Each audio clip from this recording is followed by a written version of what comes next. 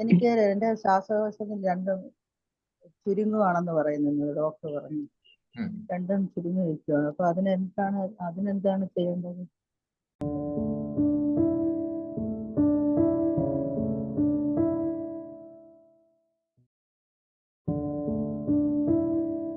Okay, ശ്വാസകോശം രണ്ടും ചുരുങ്ങി വരുന്നു. ഇതിന് മുന്നേ എന്തെങ്കിലും TB അങ്ങനത്തെ എന്തെങ്കിലും അസുഖങ്ങൾ ഉണ്ടായിരുന്നു? ഇല്ല, TB ഒന്നും ഇല്ല.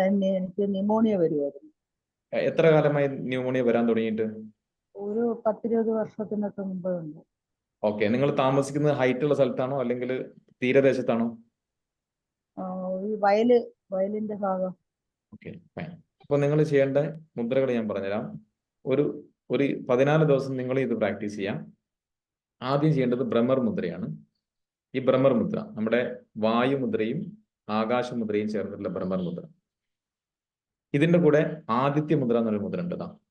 നമ്മുടെ ഈ മോതിര വിരലിന്റെ താഴെ തള്ള വിരൽ വെച്ചുകൊണ്ട് പ്രസ് ചെയ്യാം, ഇങ്ങനെ പ്രസ് ചെയ്യാം. പിന്നെ പ്രാൺ മുദ്ര.